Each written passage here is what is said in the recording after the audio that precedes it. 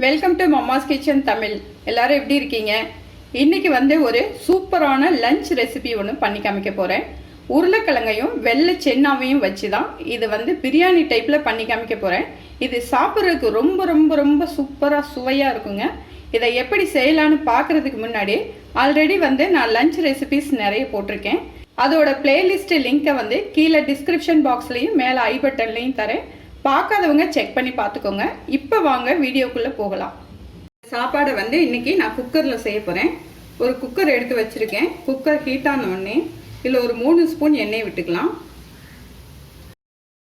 இந்த ஆயிலோடையே 3 ஸ்பூன் நெய் சேர்த்துக்குவோம். ஆயிலும் நெய்யும் ஹீட் ஆன உடனே இதில் பார்த்தீங்கன்னா ஒரு சின்ன துண்டு பட்டை, ஒரு அன்னாசிப்பூ, 3 ஏலக்காய், ஒரு 5 கிராம்பு எடுத்திருக்கேன். இதை அப்படியேவும் போடலாம். அப்படி இல்லைன்னா இதை நல்லா நைஸாக தூள் பண்ணி போட்டிங்கன்னா வாயில் சிக்காமல் நல்லா இருக்கும். நான் இன்னைக்கு இந்த மசாலாவை முழுசாக போடாமல் தூள் பண்ணி போட்டுக்கிறேன். மசாலா நல்ல கலர் சேஞ்ச் ஆயிடுச்சு. இப்போ நான் ரம்பா ஒரு 3 இலை எடுத்து 2 2 வெட்டி போட்டிருக்கேன். ரம்பா இலை இல்லாதவங்க பிரிஞ்சி இலை 1 எடுத்துட்டு அதை சின்ன சின்ன பீஸாக கட் பண்ணி போட்டுக்கோங்க. இதில் 1 கப் வெங்காயத்தை நல்ல நீளமாக வெட்டி வச்சுருக்கேன். இதையும் சேர்த்துக்குவோம். வெங்காயம் போட்ட உடனே ஒரு 5 பச்சை மிளகாயை இந்த மாதிரி 2ஆக கீறி வச்சுருக்கேன். நீங்கள் காரத்துக்கு ஏற்ற மாதிரி கூடவோ குறைச்சி போட்டுக்கோங்க. வெங்காயம் நல்லா கண்ணாடி பதம் வர வரைக்கும் நல்லா வதக்கிக்குவோம். வெங்காயம் நல்லா வதங்கிடுச்சு. இஞ்சி பூண்டு பேஸ்ட் 2 ஸ்பூன் போட்டுக்குவோம்.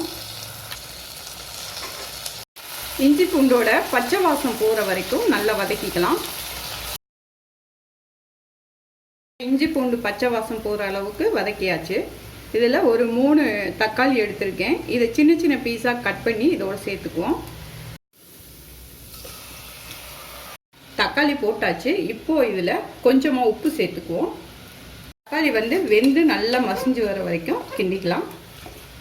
தக்காளி நல்லா வெந்து மசிஞ்சு வந்திருக்கு. இப்போ 1 கப் வெள்ளை சுண்டல் எடுத்திருக்கேன். இந்த சென்னாவை நான் 6 மணி நேரத்துக்கு முன்னாடி நல்லா ஊற வச்சுட்டு கழுவி எடுத்து வச்சுருக்கேன். இந்த சென்னாவையும் இதோடு சேர்த்துக்கலாம். சென்னா நிறைய இருந்துச்சுன்னா சாப்பாட்டுக்கு ரொம்ப டேஸ்ட் கொடுக்கும். இந்த சென்னாவுடையே 4 உருளைக்கிழங்கு எடுத்து நல்லா கழுவிட்டு இந்த மாதிரி வெட்டி வச்சுருக்கேன். இதையும் சேர்த்துக்குவோம். இப்போ இதோட 1 ஸ்பூன் அளவுக்கு மல்லித்தூள் சேர்த்துக்கலாம். 1/2 ஸ்பூன் அளவுக்கு மிளகாத்தூள் சேர்த்துக்கலாம். ஏற்கனவே பச்சை மிளகாய் சேர்த்துக்கிறதுனால கொஞ்சமாக மிளகாத்தூள் சேர்த்துக்குவோம். இதை நல்லா மிக்ஸ் பண்ணிக்கலாம்.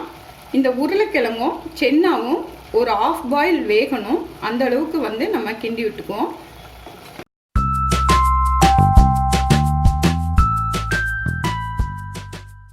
இப்போ இது எல்லாத்தையும் நல்லா கிண்டி விட்டாச்சு.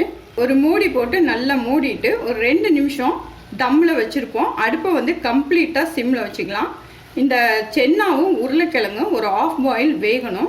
அதுக்கப்புறமா பார்ப்போம். இப்போ 2 நிமிஷம் ஆயிடுச்சு. நம்ம திறந்து பார்ப்போம். இப்போ பாருங்கள், ஓரளவு 1/2 பாயில் வெந்திருக்கு. நல்லா ஒரு கிளறிக்குவோம். இப்போ 1 டம்ளர் அரிசி நான் சேர்க்க போகிறேன். இந்த அரிசியை ஒரு 20 நிமிஷத்துக்கு முன்னாடியே நான் ஊற வச்சு வச்சுருக்கேன். இந்த அரிசியை இப்போ நல்லா கழுவி எடுத்தாச்சு.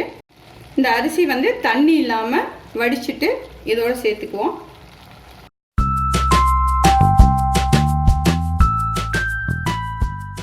அரிசியை ஒரு பெரட்டிட்டேன். இப்போ இதில் தண்ணி சேர்க்கலாம். நான் 1 டம்ளர் அரிசி எடுத்திருக்கேன். அதுக்கு 2 டம்ளர் அளவு தண்ணி சேர்த்துக்குவோம்.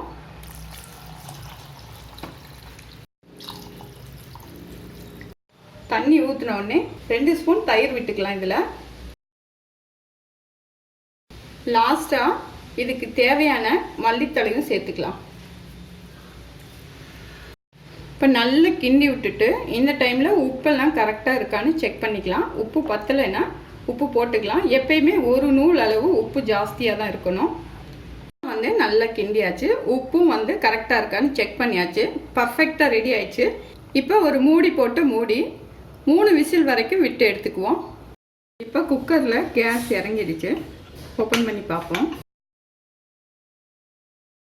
இப்போ தண்ணியெல்லாம் நல்லா வத்திருக்கு. இப்போ 2 ஸ்பூன் நெய் மேலால் விடுவோம். இப்போ உடையாமல் இதை மெதுவாக கிளறி விடணும்.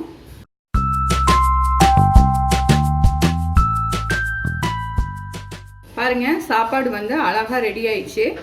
இது செய்கிறதுக்கு ரொம்ப ஈஸி. அதே நேரத்தில் சுண்டல், உருளைக்கிழங்கு எல்லாம் போட்டு நம்ம செய்கிறதுனால குழந்தைங்க ரொம்ப விரும்பி சாப்பிடும். ரொம்ப சத்தானது கூட.